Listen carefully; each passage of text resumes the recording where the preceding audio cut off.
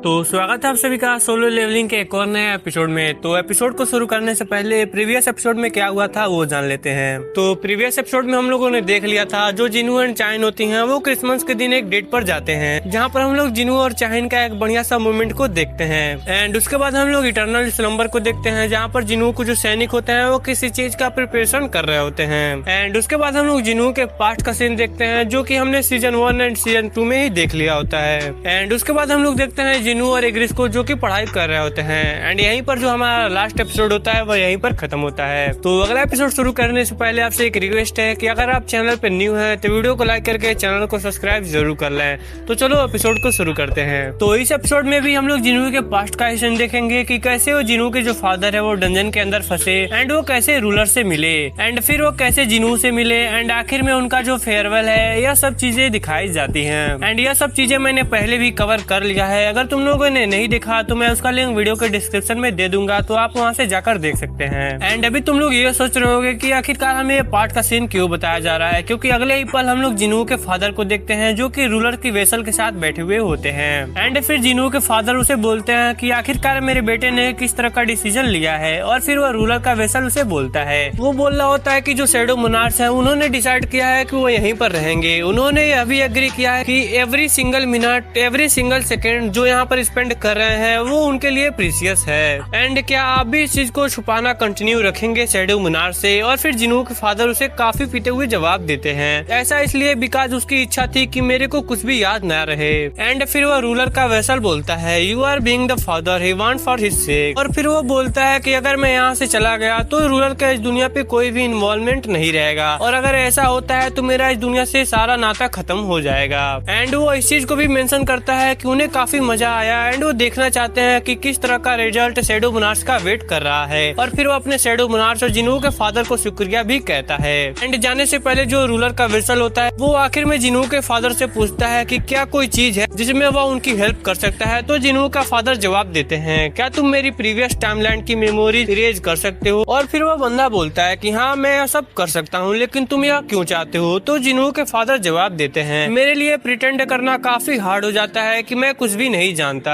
And अभी जो मेरा बेटा है वो इतना क्विक है समझने में कि क्या चल रहा है, और मैं एक नॉर्मल फादर बनना चाहता हूँ जो कि अपने बेटे की चिंता करता है। और मेरे लिए जिनू वो कोई शैडो मोनार्क्स नहीं है, वो मेरे लिए एक प्रीसियस बेटा है। जिसके बाद वो रूलर का वेसल अपनी पावर का यूज करता है एंड उसे बोलता है कि जब वो इस कैफे से बाहर निकलेगा तो जो उसकी पावर्स की मेमोरीज हैं वो सारी इरेज हो जाएंगी। एंड फिर वो लास्ट में वहाँ से निकल जाता है और लास्ट में यही आशा करता है कि जो जिनू के फादर हैं वो एक शांतिपूर्ण लाइफ जिए। एंड इसके बाद सीन चेंज होता है और हम लोग देखते हैं पार्टी का सीन, जहाँ पर जिनू भी आया होता है और बंदा ना काफी समय नर्वस दिखाई दे रहा होता है। एंड अभी जो उसकी भूख होती है वो मिट गई होती है एंड वो अपने मन में यही सोच रहा होता है कि मैं कभी भी ऐसी वेलकम पार्टी में नहीं आया हूँ। और तभी वहाँ पर एक दूसरा बंदा जिनू के पास आता है और उसके कंधे पे हाथ रखता है, और यह देखकर ना बंदा काफी ज्यादा चिल्ला बैठता है। बट वो दूसरा बंदा उसे बोलता है जिनू थोड़ा शांत हो जाओ, दूसरे लोग को लगेगा हमने तुमको बंदी बना रखा है तुम्हारा चेहरा देखकर। और फिर जिनू बोलता है अरे रे ऐसा कुछ भी नहीं है। और जो बातचीत चल रही होती है ना उसके अंदर पता नहीं जो जिनू होता है वो काफी ज्यादा नर्वस होता है, जिसको तुम लोग खुद देख सकते हो। एंड तभी जिनू के साथ जिनू भी आकर बैठ जाता है एंड ये देखकर जो जिनू होता है ना वो काफी डरा हुआ दिखाई दे रहा होता है, लेकिन जो दूसरा बंदा होता है ना वो ड्रिंक कर रहा होता है, वो भी काफी ज्यादा डर जाता है। और जो दूसरा बंदा होता है ना वो तो पतली गली पकड़कर वहाँ से निकल जाता है।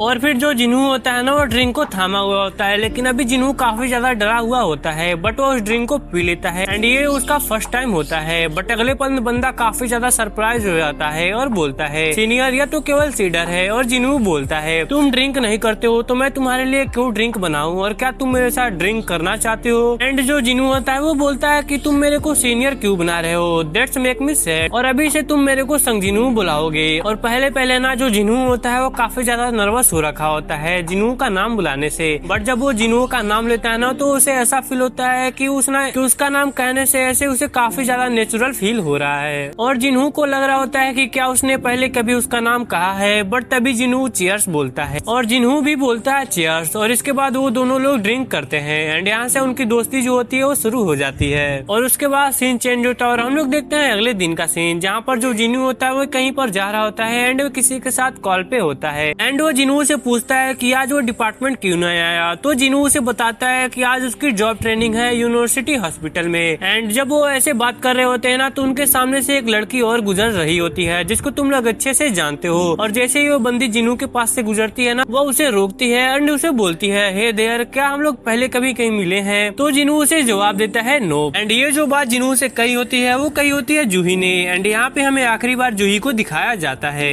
और फिर जूही भी अचानक से यही सोच में पड़ जाती है कि वो एक स्ट्रेंजर से बात कैसे करने लग गई। और इसके बाद सीन चेंज होता है और हम लोग देखते हैं हॉस्पिटल का सीन, जहाँ पर एक डॉक्टर मिस्टर गो के पास आया हुआ होता है जिनकी हालत काफी ज्यादा खराब हो रखी होती है। और मिस्टर गो उन्हें कहता है कि क्या मेरे को उठाने में हेल्प कर सकते हो? और जब वो डॉक्टर मिस्टर गो को उठाता है ना, तभी उसकी नजर पड़ती होली वाटर ऑफ लाइफ की बोतल पे और वो मिस्टर गो से पूछता है कि सर यह क्या है? तो मिस्टर गो उसे जवाब देते हैं, एक यंग मैन यहाँ पर आया और इस चीज को यहाँ पर छोड़ के चला गया। तो डॉक्टर जवाब देता है, यह तो काफी फैसिनेटिंग है और जो सिक्योरिटी गार्ड्स है वो आपके रूम को टाइटली प्रोटेक्ट कर रहे हैं, लेकिन बिना किसी की नजरों में आए हुए वो फिर भी इस बोतल को यहाँ पर छोड़कर चला गया। लेकिन मिस्टर गो उसे बताते हैं जो उस यंग मैन ने कहा उस पर बिलीव करना काफी मुश्किल था। उसने कहा कि इस खोए हुए टाइम पे मैंने मॉन्स्टर के अगेंस्ट फाइट करी और अभी वो मेरे पास आया और मेरे को यह गिफ्ट दिया और उस समय के लिए वह मेरे को शुक्रिया भी बोला और मेरे को यह बताया कि अगर जो इस बोतल के अंदर चीज है उसे मैंने पी लिया तो मैं बेटर हो जाऊंगा और जो मेरी बॉडी है वो कम्प्लीटली क्लीन हो जाएगी। बट इस बात पर जो डॉक्टर होता है वो बिल्कुल भी भरोसा नहीं कर रहा होता है। बट अभी मिस्टर को यह बात अच्छे से जानते हैं कि अभी उनके पास कोई भी ऑप्शन नहीं है, क्योंकि जो उनके दिन है वो काफी नजदीक आ चुके हैं और इसलिए वो अपने दिल पे हाथ रखकर उस ड्रिंक को पी लेते हैं। एंड इसके बाद हम लोग कुछ समय बाद का सीन देखते हैं जहाँ पर जो मिस्टर गो की बॉडी होती है वो हील हो रही होती है। एंड अभी जो मिस्टर गो की कंडीशन है तुम लोग खुद देख सकते हो। एंड लास्ट में वो यही कहते हैं कि देखकर ऐसा लग रहा है कि जो विंटर है वो आ रहा है। एंड उसके बाद हम लोग देखते हैं ड्रैगन किंग एंथेरिस को, जो कि एक फर्स्ट मोनार्च है जो कि एक डार्कनेस से बोर्न हुआ है एंड वो सबसे ताकतवर मोनार्च भी है। एंड अभी जो ड्रैगन किंग एंथेरिस होता है वो अर्थ में इन्वेंट करने वाला होता है उन 10 मिलियन सोल्जर्स के साथ जो कि डायमेंशन रिफ्ट में छुपे हुए हैं एंड वो यह करने में सक्सेसफुल भी हो जाता है। एंड अभी जो ड्रैगन किंग एंथेरिस होता है वो जिनू के बॉडी के अंदर एंटर कर जाता है और अभी बंदा जिनू के स्कार्स को देखकर यह बात अच्छे से समझ जाता है। यह जो बंदा है वो हर बार मौत को छू के वापस आ जाता है, लेकिन फिर भी उसने हंटर के काम से गिव अप नहीं किया, क्योंकि जो रीजन है उसके पीछे वो उसकी मॉम की इलनेस है। एंड हमें वो पल दिखाया जा रहा होता है कि अगर क्या होता है कि जिनू के बॉडी के अंदर ड्रैगन किंग एंथेरिस इन्वेंट करता। एंड जब वो यही सब बातें सोच रहा होता है ना, तभी अचानक से साइड से उसका कॉल आता है और जैसे जिनू उस कॉल को उठाता है तो जो सामने का लड़का होता है ना उस पर भड़कना शुरू कर देता है कि वो अभी कर क्या रहा है, उसका क्या तमाशा चल रहा है, क्योंकि जो रेड का समय है वो हो चुका है और अभी तक वो यहाँ पर आया क्यों नहीं। एंड ये सुनकर ना जो जिनू होता है वो काफी गुस्से में आ जाता है, बिकॉज अभी उसके अंदर होता है एंथेरिस और जिनू का उसके बॉडी पर कोई भी कंट्रोल नहीं होता।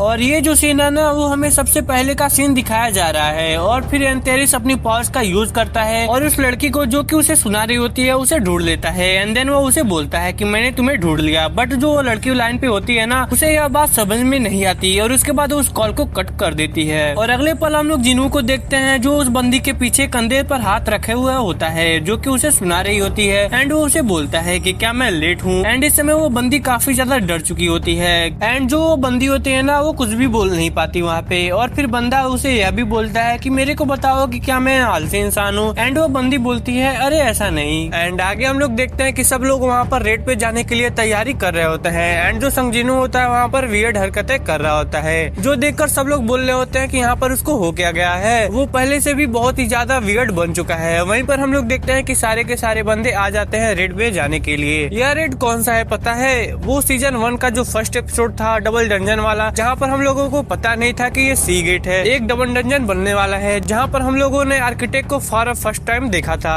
एंड इस टाइम हम लोग उसी मोमेंट में चले गए हैं और इस बार संगजिनू के अंदर ना ड्रैगन किंग था, मतलब उसको पोजेस कर रखा होता है। अब सभी लोग गेट के सामने आ जाते हैं और ड्रैगन किंग इस गेट को देखकर ना बोलने लगता है ये गेट देखने में थोड़ा सा स्पेशियल लग रहा है। वो बोलने लग जाता है कि दुनिया में जितने भी गेट ओपन होते हैं वो रूलर्स ओपन करते हैं, बट मैं इस गेट से मोनार्च के प्रेजेंट को क्यों फील कर पा रहा हूँ। आगे हम लोग देखते हैं कि सभी लोग अंदर जाने के लिए तैयार हो जाते हैं और वहीं पर हम लोग देखते हैं कि जिनू बोलता है कि मुझे इस चीज को इन्वेस्टिगेट करना पड़ेगा। आगे हम लोग देखते हैं कि सब लोग एंटर कर जाते हैं गेट के अंदर। एंड लास्ट टाइम हम लोगों ने देख लिया था कि जिनू उस गेट के अंदर जाने के बाद बहुत ही ज्यादा स्ट्रगल कर रहा था क्योंकि बहुत ही ज्यादा कमजोर था एंड वो एक भी सिंगल मास्टर को मार नहीं पा रहा था। लेकिन इस समय हम लोग देखते हैं कि वो अकेले ही सारे मॉन्स्टर को मारता हुआ जा रहा था, जो देखकर सभी लोग शॉक हो जाते हैं। उसके मोमेंट तक को वो लोग फॉलो नहीं कर पा रहे होते हैं, वो इतना ज्यादा फास्ट हो चुका था। एंड ऑफ कोर्स ये जिनू नहीं है, क्योंकि जिनू को पूरे टाइम ड्रैगन किंग पोजेस कर रखा होता है। एंड हम लोग देखते हैं कि वो लोग आगे बढ़ते जाते हैं, बढ़ते बढ़ते वो लोग फाइनली उस डबल डंजन के मेन गेट के पास पहुंच जाते हैं। एंड इस गेट के बाहर आने के बाद ड्रैगन किंग बोलता है कि पीछे जो बंदे हैं उनको देखकर लग रहा है कि इस गेट को देख वो लोग बहुत ही ज्यादा नर्वस है। ड्रैगन किंग मनी मन बोलने लगता है, हाँ मैं भी एग्री कर, इस गेट के अंदर कुछ बहुत ही ज्यादा डेंजरस है, डिफरेंट एनर्जी जो मैं अभी यहाँ पर खड़े होकर फील कर पा रहा हूँ। यह बोलने के साथ ही वो अपने हाथों से इस गेट को अकेले खोलने लग जाता है। आगे हम लोग देखते हैं कि फाइनली वो लोग उस डबल डंजन के अंदर एंटर कर जाते हैं। एंड एंटर करते ही जो सभी टॉर्च होती है वो जल जाती है, जो देखकर सभी लोग शॉक हो जाते हैं एंड बोलने लगते हैं कि आज तक हम लोगों ने ऐसे डंजन में कभी नहीं आए जहाँ पर डंजन ऐसे डेकोरेट किया गया हो। एंड वहीं पर जिनू बोलता है कि चलो हम लोग अलग अलग हो जाते हैं एंड एक्सप्लोर करते हैं। आगे हम लोग देखते हैं कि संग जिनू उस मैसिव स्टेचू को नोटिस कर लेता है एंड वो बोलता है, यार देखो यह स्टेचू कितना बड़ा है, बट यह बॉस नहीं है, बॉस तो वो है। और वहीं पर हम लोग देखते हैं कि जो ड्रैगन किंग आई मीन की जिनू होता है वो पॉइंट आउट कर रहा होता है कि जो सच्ची में मेन बॉस है, जिसके बारे में लोगों को पता ही नहीं था,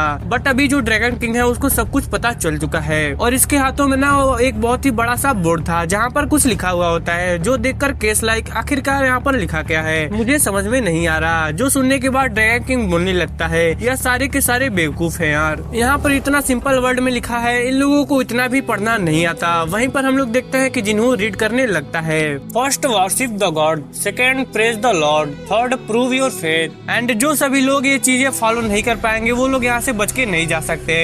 एंड वहीं पर हम लोग देखते जो जोई होती है वो कुछ नोटिस करती है और बोलती है कि वो देखो। एंड वहीं पर संग जिनू देखता है कि जो मैचू स्टैचू होती है वो उन सभी को देखकर अपने आंखों से लेजर बीम यूज करता है, बट इस बार संग जिनू नहीं होता, उसके अंदर ड्रैगन किंग होता है। इसको देखने के बाद ड्रैगन किंग स्माइल करते हुए बोलता है कि तेरी इतनी हिम्मत, तो मुझे इतने कम पावर के साथ टेक डाउन करने की कोशिश कर रहा है। वहीं पर हम लोग देखते हैं कि ड्रैगन किंग इमीडिएटली अपने फ्रेम रिलीज करके उस मैसिव स्टैचू को वहीं पर खत्म कर देता है एक सिंगल शॉट के साथ, स्माइल करते हुए। एंड वो बोलता है, now this is true power. And इसके बाद हम लोग देखते हैं कि जितने भी आसपास के गार्ड होते हैं, जितने भी पपेट होते हैं, वो सारे के सारे एक साथ उन पर हमला करने के लिए आगे आ जाते हैं। एंड ये सब देखने के बाद ड्रैगन किंग बोलता है, you are exactly slow puppets, आज मैं तुझे दिखाता हूँ कि मैं क्या कर सकता हूँ। इसी के साथ वो फिर से अपने फ्लेम को रिलीज करता है एंड एक ही सिंगल शॉट में वहाँ के सारे गॉड को खत्म कर देता है। एंड आगे हम लोग देखते हैं कि ड्रैगन किंग के एवरी सिंगल ब्लॉक के साथ इतना ज्यादा फ्लेम आ रहा होता है, जो देखकर उनके बंदे बोल रहे होते हैं, भाई कोई अदर वे नहीं है इनको मारने का, इस अटैक से हम खुद भी मर सकते हैं। एंड आगे हम लोग देखते हैं कि जिनू के बॉडी के थ्रू ड्रैगन किंग अकेले सिंगली हैंडल कर रहा होता है कि सारे गॉड को खत्म कर देता है, इंक्लूडिंग द मैसिव स्टैचू। और सब लोगों को खत्म करने के बाद वो बोलता है, क्या तुम लोग इतना ही कर सकते हो? यह तो उतना भी ज्यादा टफ नहीं था, मेरे वार्म अप के लिए भी यह इनफ नहीं है। एंड वहीं पर हम लोग देखते हैं कि इस डबल डंजन का बॉस मतलब कि आर्किटेक्ट बोलने लगता है, तू अभी है कौन, तूने मेरे सारे के सारे प्रिपरेशन को खराब कर दिया। एंड आगे हम लोग देखते हैं कि यह सब देखने के बाद जो आर्किटेक्ट होता है वो काफी ज्यादा गुस्सा हो जाता है एंड वो चिल्ला के उसकी तरफ अटैक करने वाला होता है। और वहीं पर हम लोग देखते हैं कि ड्रैगन किंग एक सिंगल शॉट देता है एंड वहाँ पर आर्किटेक्ट का टुकड़ा हो जाता है एंड उसको बोलता है, शट अप, यहाँ पे मैं फेक चीज के साथ बात करने के लिए नहीं आया हूँ, यहाँ पर उसी चीज को ढूंढ रहा हूँ जो शैडो के अंदर छुप के यह सब काम करवा रहा है। आगे ड्रैगन किंग यू के बर्थ के थ्रू बोलने लगता है, अपने आप को दिखा यू कावर्ड। एंड आगे हम लोग देखते हैं कि वहीं पर शैडो मोनार्च एसबॉर्न होता है एंड वहाँ पर वो बोलने लगता है, मोनार्च ऑफ डिस्ट्रक्शन, हमारे डेस्टिनी में ऐसा ही मिलना लिखा था।